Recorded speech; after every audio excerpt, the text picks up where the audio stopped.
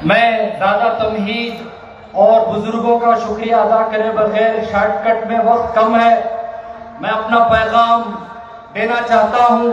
सबसे पहले 30 तारीख को आपने बत्ती गुल करके पूरी फिस्ताई ताकत को बता दिया। अगर हम मुत्तहिद होकर सिर्फ 15 मिनट बत्ती गुल कर सकते हैं तो पूरा भारत अंधेरे में आ गया।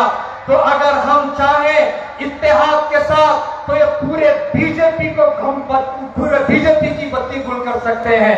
तुम क्या जानते हो हमारी ताकत को? तुम क्या समझते हो हमारी कुव्वत को? तुम्हें मालूम है कि हम किसके वारिस हैं? हम शहीद मिल्लत टीपू सुल्तान के वारिस हैं, जिन्होंने कुर्बानी देकर इस मुल्क को संचा है। तुम जानते हो किसके वारिस हैं? हम उन अकाबिर उलमा के वारिस हैं, जिन्होंने तख्तेदार को चुनकर इस मुल्क को आजाद किया। आज वो लोग हमारी वक्ती प्रॉपर्टी को छीनना चाहते हैं, जिन्होंने आजादी के वक्त अंग्रेज के जूते साफ किए थे, अंग्रेज के बूट पॉलिश किए थे। मैं पूरी कौम से कहना चाहता हूं, ये भारत देश हमारा है, हमारे बुजुर्गों का है। हमने कुर्बानी देकर इस मुल्क को संचा है। किसी के बाप में इतना दम नहीं कि वो इस मुल्क से हमें निकाल सके। ये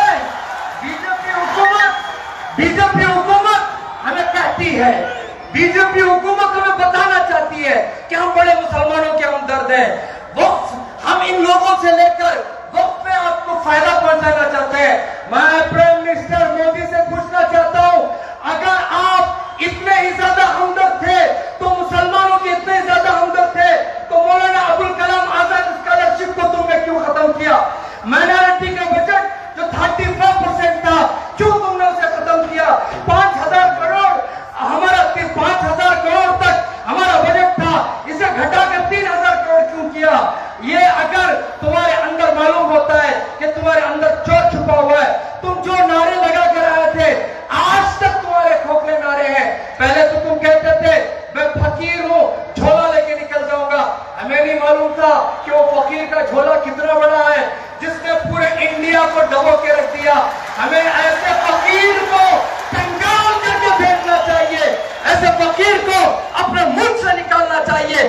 जब तक हिंदू, मुसलमान, सिख, ईसाई, दलित मिलकर जब तक हम जद्दोजहद नहीं करेंगे, जिस तरह हमारे असलाफ ने इन अंग्रेजों से मुल्क को आजाद नहीं कराया, आज भी जरूरत है वो अंग्रेज के गुलाम आरएसएस बीजेपी वाले इस मुल्क को हमें हिंदू मुस्लिम में लड़ाकर इस मुल्क को कब्जा करना चाहते हैं।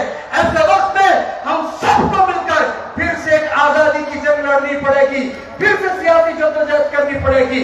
ये अमेंडमेंट करके क्या कहते हैं कि वो करने के लिए बाअमल मुसलमान होना चाहिए। मैं उलमा से, हमारे काजी शरीयत मुफ्ती ताजुद्दीन साहब से कहना चाहता हूं, आज आप माइक पे ऐलान करते हैं कि हर मस्जिद में बीजेपी वालों के लिए एक रूम बना दें। क्यों? 5 साल पक्का सच्चा मुसलमान होगा, प्रैक्टिसिंग मुसलमान होगा, वो वक्त करेगा। अब हजरतों को देखने की जरूरत नहीं। अब मोदी, योगी, अमित शाह मस्जिद में आकर ईमान चेक करेंगे, कौन दाढ़ी रखा, कौन टोपी पहना, कौन का पगड़ी पहना, कौन जुमा में आया, कौन हज कर रहा है। अगर इतने अमल के बाद मोदी लिख के देगा ये सच्चा पक्का मुसलमान, तब जाके हम वक्त कर सकते हैं। ऐसे परले दर्जे के जाहिलों के हर कानून का हम बाइकाट करते हैं। ऐसे बेवकूफों के बेवकूफी के कानून के खिलाफ हम इंशाअल्लाह जद्दोजहद करेंगे। शहीद मिल्लत टीपू सुल्तान की सरजमीन से एक एक बच्चा, एक एक माँ मुस्लिम पर्सनल वोट के बुजुर्गों से वादा करती है, इंशाअल्लाह तुम जब भी हमें आवाज दोगे, जिस जद्दोजहद के लिए भी आवाज दोगे, हम अपनी जान, मान, कुर्बानी को पेश करते हुए शहीद मिल्लत के रास्ते की तरह हम भी निकलकर अपनी जान शहादत पिएंगे। हम शहीद मिल्लत के वारिस हैं। हमने कोर्ट से की औलाद नहीं जो माफीनामे लिखकर, जो बुज़दिलों की तरह जेलों से अंग्रेज के बूटे साफ कर आए। मैं इतना कहकर अपनी बात खत्म करने से पहले कहना चाहता हूं, लोगों हिम्मत के साथ जियो, हौसले के साथ जियो। जितना जुल्म करना गुनाह है, उतना जुल्म सहना भी गुनाह है। जुल्म सहना छोड़ो, मुत्तहिद हो, जुल्म के खिलाफ जद्दोजहद करो। उठो, कब तक हम दबते रहेंगे? ये जब देख कि यह कौम बाबरी मस्जिद छीन लिया, यह कौम बैठ गई, तो लिंचिंग हुई, यह कौम बैठ गई। अब यह वक्त नहीं है, अब हमें मुत्तहिद होकर जद्दोजहद करने की जरूरत है। इतना कहकर मैं अपनी बात खत्म करता हूं। अस्सलाम वालेकुम वरहमतुल्लाहि वबरकातुहू। सब मिलकर कहो